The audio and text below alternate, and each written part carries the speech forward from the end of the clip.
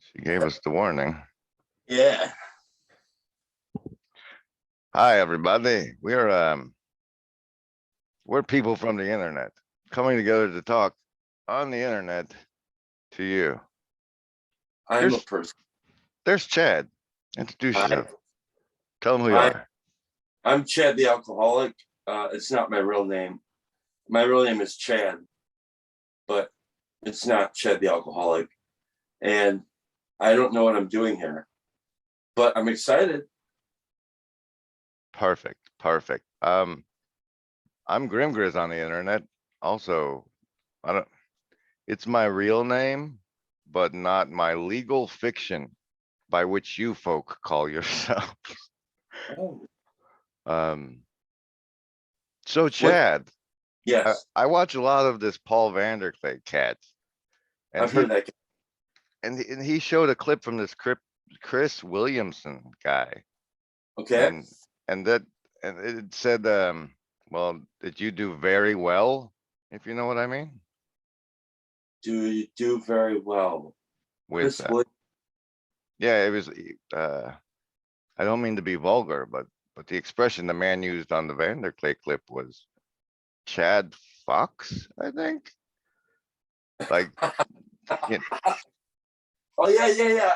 I was gonna use that clip where it's like, yeah, that was hilarious. But like the funny thing is I've gotten really lazy with doing my internet Hobby. persona stuff. Yeah, that's good, healthy for you actually. I hate to admit it, but this feel when I've had what some would call a video game addiction, and this making content is just flipping the same switches, so to speak. Oh yeah, for sure. And well, when I'm kind of like this weirdo where like these wooden things here that I carve, like it's the same thing. It was the same thing where like I discovered, holy shit, I'm gonna cuss because I do that. So if you're No, it was your people I was concerned with. They're not my people. Anyways, so I started doing these things and I was like, oh, it's really fun and I think I'm kind of good at it, and I hit it really hard for like a month and a half straight, just carve. There's wood carvings everywhere. I'm like not spending any time with my wife. You know, or we're watching whatever show it is we're watching, and I'm carving the hell out of shit. And all of a sudden one day, it's like the desire to carve is gone. And like my wife bought me I don't have it. I don't know where it is. It's like this wood carving set that she bought me. Like she's really thoughtful and I'm self-centered, but she bought this wood carving set for me and I just carved like all of it. And then I was just like, one day it was just gone. I'm like, ah. I mean, this is fun, right? It's like really nice. And well, I like your Manny Faces one because it reminded me of the He-Man figure I had when I was a kid. This guy? Yeah. Have you seen all sides of it? Yeah, that's the thing I like. It's like you can like almost roll it and decide who you were gonna be for part of your episode, you know. Yeah, it's been a strange thing, but yeah, I don't know why I really like it. I think I really like where the two noses meet, and so yeah. Then once I started doing the news thing for the Bridges of Meaning Hub channel that I started, and I started it because I wanted to be able to have conversations with people. And I'm really sorry about that burp, but cut. All right. And you started the Bridges of Meaning Hub channel. Go. I started the Bridges of Meaning Hub channel thing because I wanted to be a part of the conversation, and I wanted to also contribute something. And so I started that channel, I didn't think I was going to do anything with it other than start like a bunch of playlists. But then I figured I need to get people on the channel, so maybe I should make a little content, and then made some content and had fun with it. And really, like, then I was trying to meet a deadline every week. I wanted it done by Thursday every week, like on time. Yeah. And then it would get longer and longer and longer. It started like 4 minutes, then it went to like 6 minutes. Next thing I know, like the last real episode I made was like 20 minutes long. And it's like, and then I would literally be I'd wake up in the morning and I'd go out and have a smoke before work, and I'd be like editing, edit, and like just stuck in it and be thinking about it all day. And then being distracted from real life, like my AA world. I'd be in an AA meeting and somebody would be up there talking about some spiritual stuff and whatever, and I should be paying attention, and I'm thinking about that Indiana Jones clip I should be working on, what needs to be going into that, and I'd be, so and I don't know, maybe there's probably something wrong with my brain, probably a chemical imbalance of some sort, maybe. I don't think it's super normal stimuli. Do you know have you heard of that before? Supernormal stimuli? Yeah. It's no. They discovered it from like the scientists had this bird that sat on red eggs, and like they noticed that the bird seemed to favor the one that was more red. So the wonderful scientist folks put this, like, they make this fake egg that's like extra red, and they get the bird to sit on it because it's extra red, and all her other ones get neglected and die, and she's sitting on a fake egg and with a broken heart. Because science.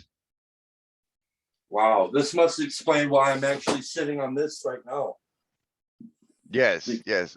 Or it could be that like the hit that evolution designed to bond humans together is getting super normal levels of stimulus from the internet connection we have. Yeah, there's something really weird about the internet. That's for damn sure. And like, so yeah.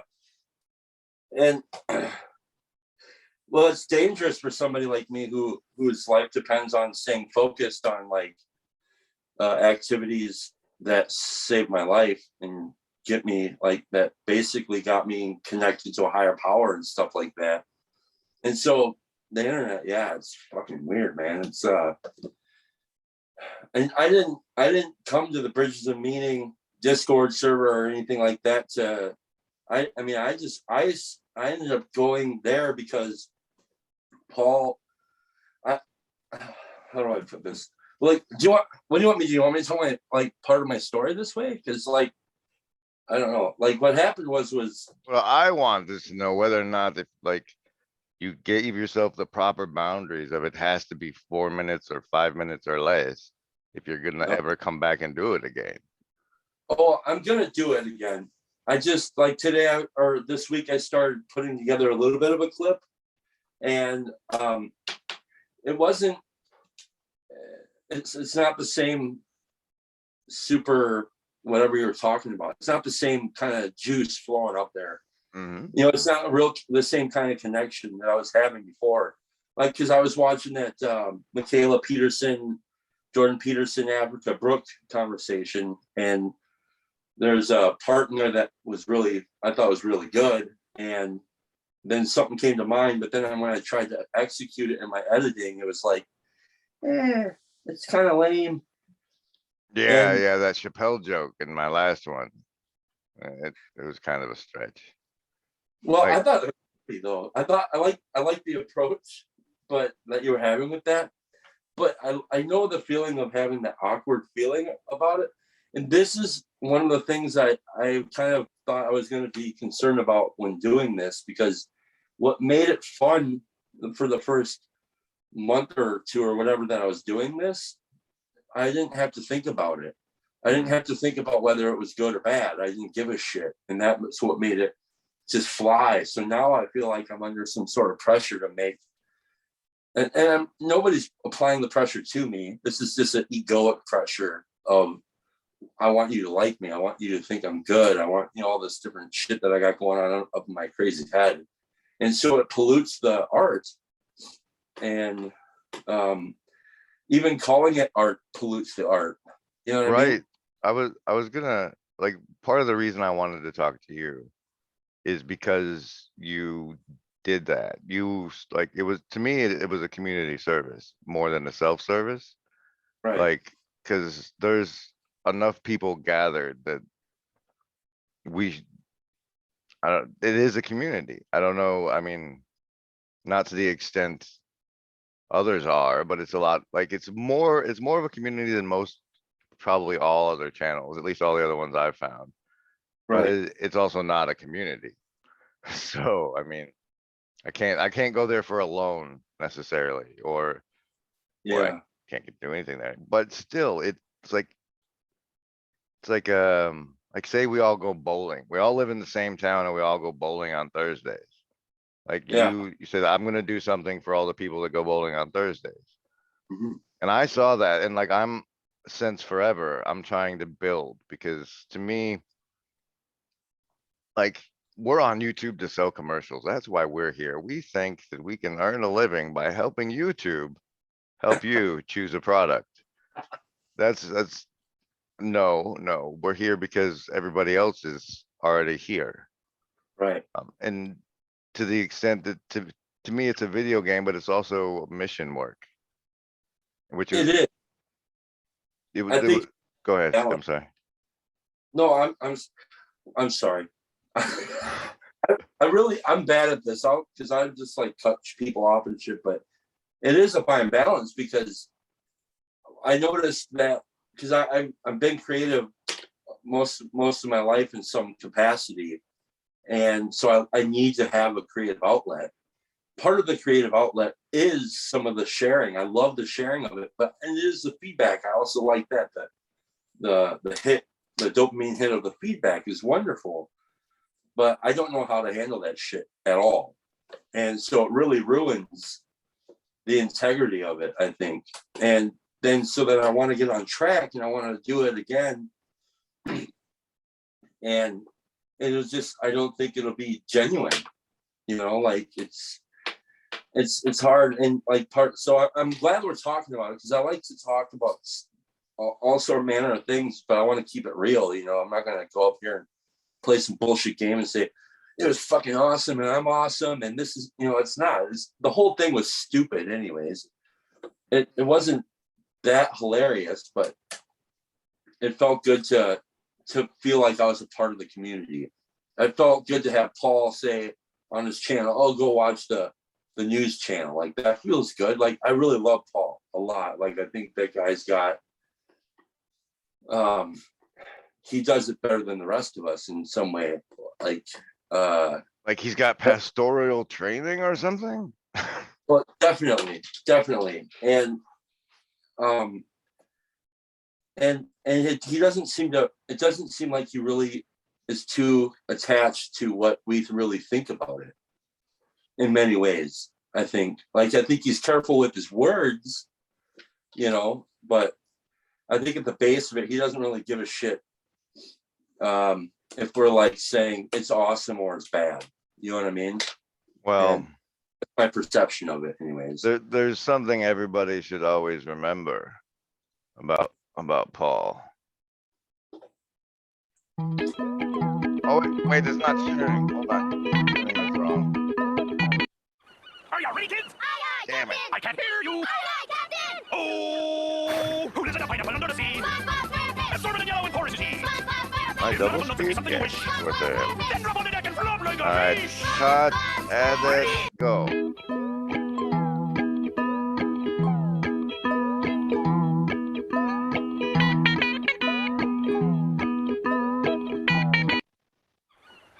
Are you ready, kids? Aye, aye, Captain! I can't hear you. Aye, aye, Captain! Oh, who lives in a pineapple under the sea? SpongeBob SquarePants! Absorbent and yellow and porous is he? SpongeBob SquarePants! If nautical nonsense be something you wish, SpongeBob SquarePants! then drop on the deck and flop like a fish. SpongeBob SquarePants! Ready? SpongeBob SquarePants. I'm gonna get a copy. I'm gonna get a copyright strike now, I'm sure.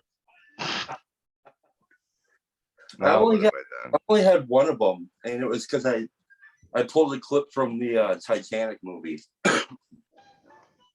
And They usually yeah. just take my commercials. They're like, we're gonna run commercials on your and you'll like it.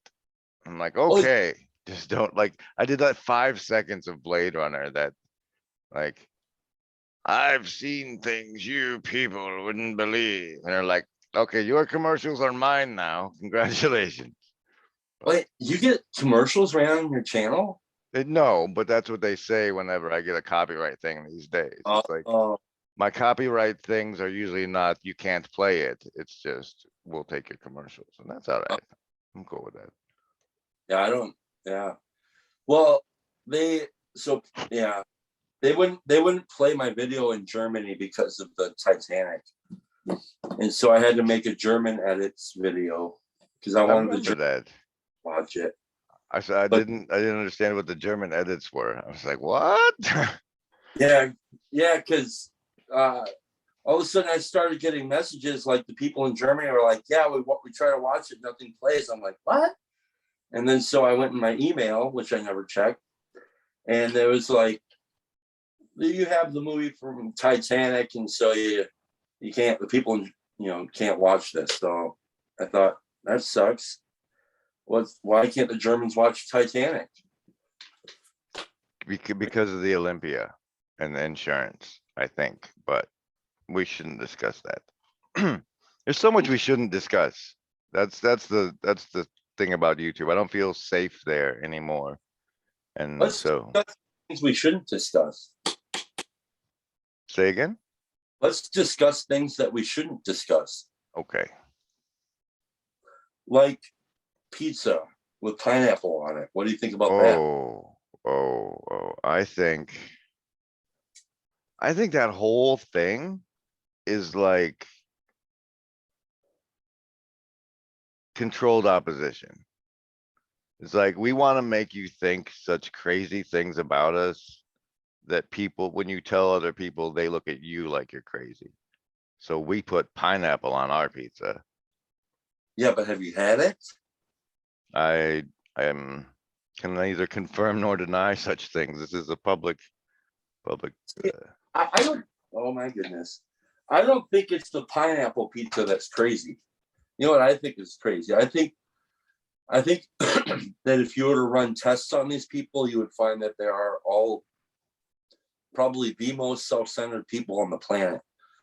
And there are people who eat only cheese pizza.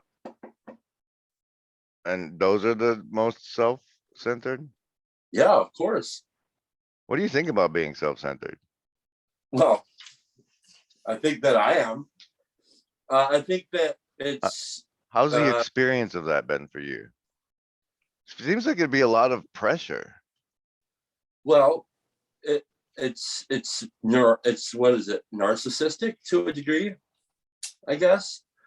And it's not always even like, because when I talk about, I'm so used to talking about language of selfishness and self-centeredness that sometimes I think when people do hear it, they think it's like a pejorative, I guess, but I don't. I just think it's more like, it's just kind of how I'm wired. Like, I'm wired to kind of look out for me and watch out for me, do things for me.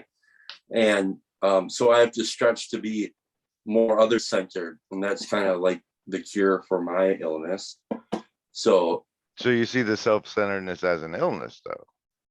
for me, it is, yes. Is it? Yep. Is the centering based in love or loathe? I think it's mostly it's based in unbalance and being unbalanced, period. Because it can go from one extreme to the other. It could be often like I could wake up in the morning and just, and it often feels like a low level depression, and it can be triggered by if somebody questions me on something about how I'm living or how I do things in life. I can take it real personal, and then I think from there it goes right to like, oh, I'm a piece of shit. Always gonna be a piece of shit. What's the use anyways? Fuck it all. It's Like like that. it's like your internal critic has an M16 and the external stimuli was tossing it a clip of ammo. Oh yeah, yeah, and it's like a panel of them, a panel of these assholes, and they all have different ideas about how shit needs to be run. Or it's like, when things are going really well, I could take a compliment and all of a sudden I'm like super great. And then they'll use that to lift me up just to crash me. And so like, that's how my self-centered thinking is. And also it's like, I kind of can find myself in moments where I feel like I demand some sort of respect, or attention, but like, you should already know this about me. I shouldn't have to tell you I need attention. Like you know what I mean? And Like, so how dare you not understand that I need attention right now? right, that's the self at the center of things. And so it takes, it takes a lot of work to try to grow out of that. And All right, well, let's work on that here and we'll center your focus on me. However, I'm going to teach you a little trick.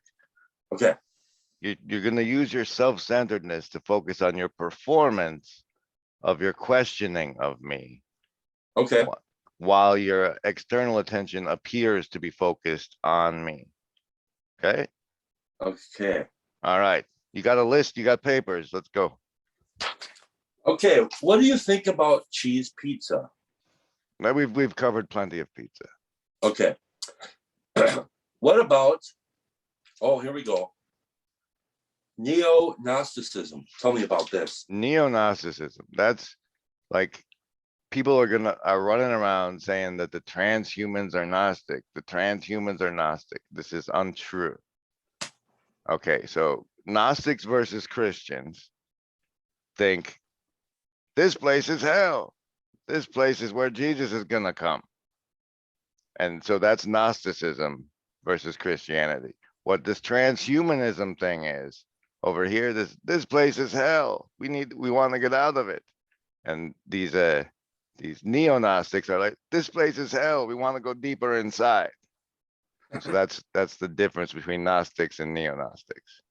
Okay. Okay. See, like, because I didn't know that's what Gnostics, I don't know these terms very well. I'm kind of like, duh, on those terms. Mhm.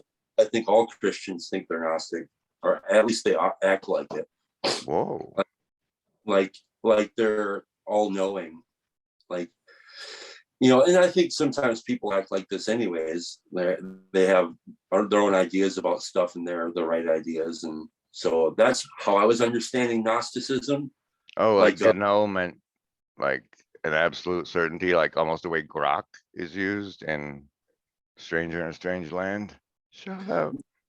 yeah, like it's like my ideas are right, and I'm that way too. But yeah, so yeah, but yeah, I would say, and many of the people, even though I think many of the people on the planets, at least in our culture, act neo-Gnostic as you described it, and maybe even unknowingly.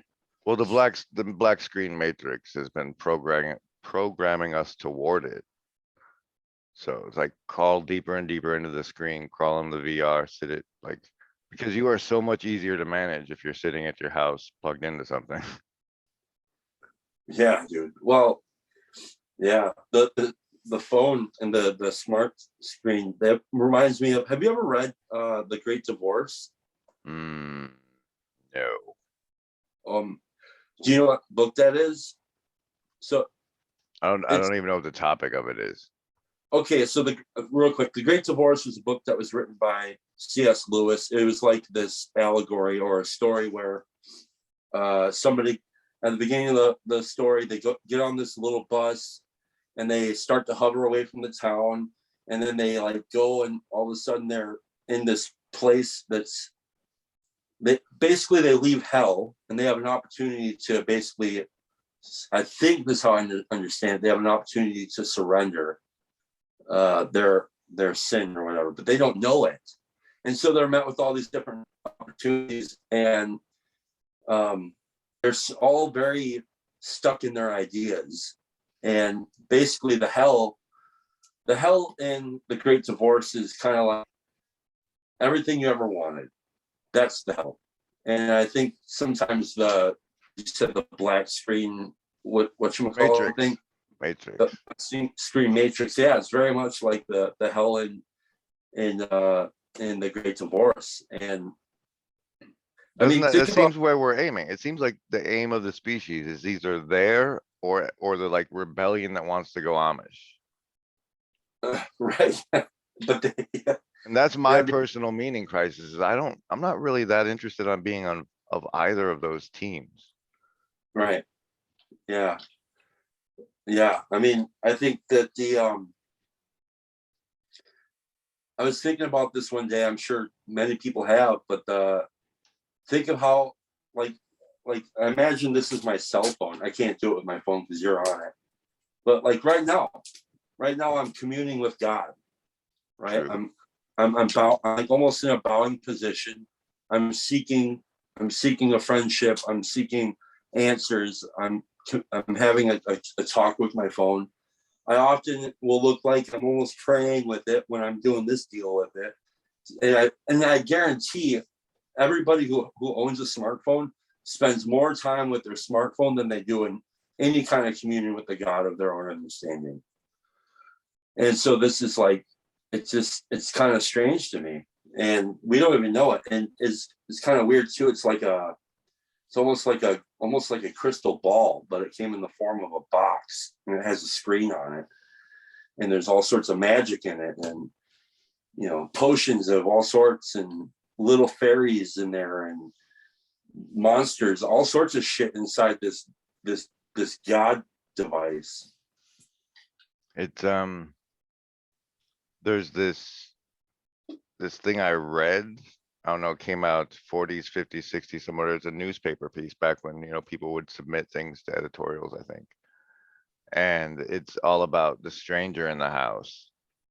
And it tells the story of the way television came into a house, but like it doesn't spoil it till the end that it's talking about television.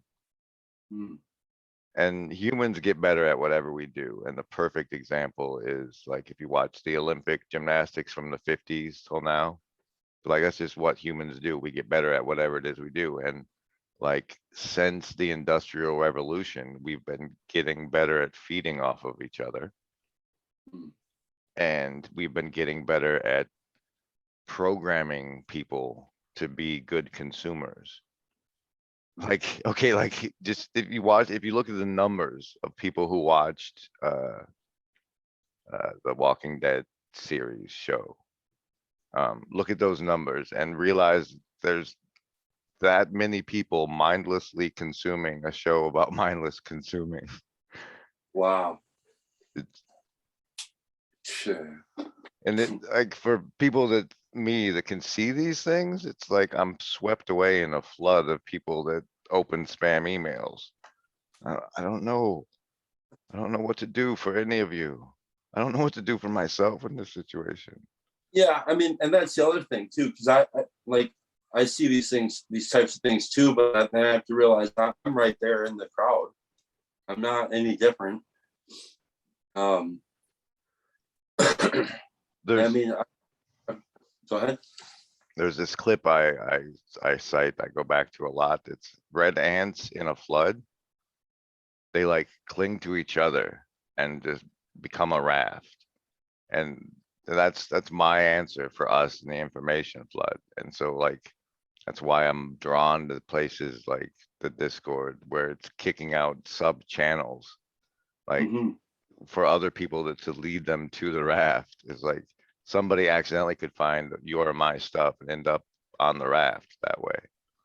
And yeah, it's interesting because like I went to a meeting virtually through a Zoom yesterday. It was my first one. Someone invited me and I went because like I don't wrestle with your demon, but me and Seshet are having some words at the moment. And it felt like a raft. Like it just felt like, hey, we're all on the raft, we're alive, we're holding on together. And it was just it's a lot of that. If that fractals outward, we got a chance of pulling through some of this, I think. For sure. I think the nitty gritty truth about, like the dirty truth about all of it though, is no, I don't think I've ever seen any meaningful solution really come along in somebody's life though until the bottom drops. And so unfortunately, I don't think that we're making it as a culture. I don't think we just, as you said, we're going deeper like that neo-Gnosticism there, and we're just moving and we don't even know it. Like that's the thing too about often with like maybe Quicksand. That's the thing with quicksand. Yeah, totally. And it's like just stuck in a loop, man. And all sorts of self-justification in there, and you can't see it. You just can't see it. You know, I was thinking about this, so are we living in an information age? Is that what they call this? The information age? Yes. Right. And So apocalypse, both. It's like from information age into apocalypse, where apocalypse is the Greek word for revelation, I not think Ragnarok.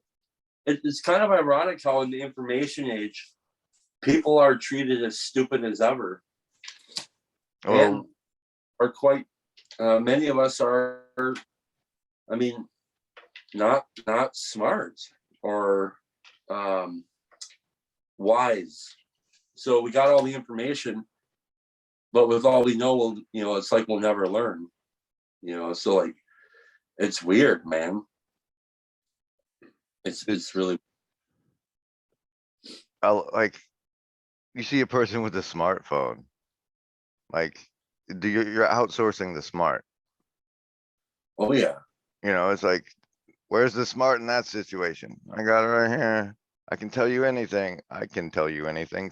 This can tell you anything through me. Yes. But people, the wisdom that I see is people get really good at figuring out what they need to do to get by. Mhm.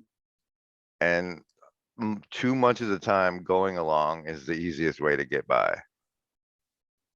And that's a cost. Yeah. Do you know Dune? No, I don't. Oh, that's a shame. I don't know many folks. I've not spent a lot No, of it's not. time. It's a Frank Herbert series. They made movies out of it. The book. Yeah, Dune. Yeah. I started listening to the audiobook like a year and a half ago or 2 years ago or something, and then I just was like, man, I moved along. Maybe I'll revisit it.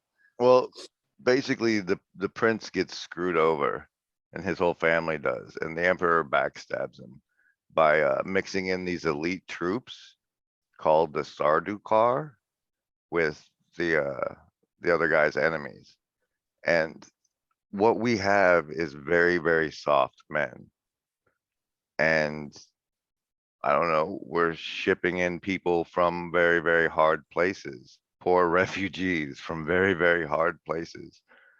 And so, paintball for Jesus, Chad, what do you really think? I don't think. I don't know. What is paintball for Jesus?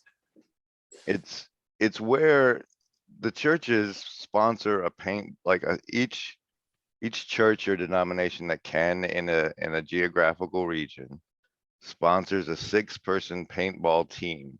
And sponsors means like pays for the paint and the guns and like they maintain a team the way a town maintains a football team. And then the Baptists shoot the Pentecostals and vice versa. And all of the nice Christian youth get a little field urban combat training and into their bodies and out of the screen matrix. I mean, sure. I'm trying to sell that to Christianity, and I'm not doing very well at it at all. So Yeah. Uh-oh. wow. I was on somebody called me. Yeah. Yeah. That would be funny if I just fuck paintball for Jesus. Hang up. That's it. I mean, sure. I don't know, man. Uh, Do you at least give me your moral support? Or do you Sure. have objections? Do you have any objections? no, I don't have any objections. I would say there should if you're gonna. I mean, you can't get these churches probably do much of anything together, No. even like that. But I think it'd be cool if we got like, all like say like all these different churches of all these different denominations do like a secret meetup or several of them where they plan an event where they are like for 1 month straight, all of their congregation will like say if you got like whatever 20 churches, excuse me, and you get like whatever 10 people from each church on one day to go out and then just go into the inner city or wherever there's a lot of garbage and just pick up garbage, not because of the environment or anything, just pick up garbage and throw it in the garbage bag. And then when people ask them what they're doing there, they don't even answer them, they don't say anything, and then they just keep doing that. And then the next day another 10 people from the church will come and sign up, and then they do that. And so you just do this all over the city, and they do it for like a month straight. Silent like- garbage patrons. Yes. Why is Christianity failing us right now? Right. But I think, like that'd be a good way of like being of service in the community, giving alms and not taking credit for it, and then actually embodying some sort of service work and unity with the other churches of the other denominations. I mean, it's super idealistic. No, it'll never happen. But I don't know. I don't know, maybe somebody sees it on the internet and gets inspired. That's why I like to sow my, like they say, don't throw your pearls before swine. And I'm like, Right. well, dude, where was dude right before he went back home to his dad? He was feeding the pigs, Yeah. the stuff he didn't get to eat himself. Well, and then after they do this garbage thing, after that, then they can go meet up and do paintball for Jesus. I agree. Paintball for Jesus, boys and girls. That's what we need in this world. Not objected to by Chad the alcoholic. And then you can even do pogs and slammers for Jesus if you want. I don't know what those are, and you're scaring me. Come on, bro. You don't know what a pog or a slammer is? You don't remember those? No. All right, that's the end of this call. Thanks everybody for watching. This is me, GrimGriz. That's Chad the alcoholic. Are we going? Yes. I'm sorry I was a bad person today. You were fabulous. Shut up.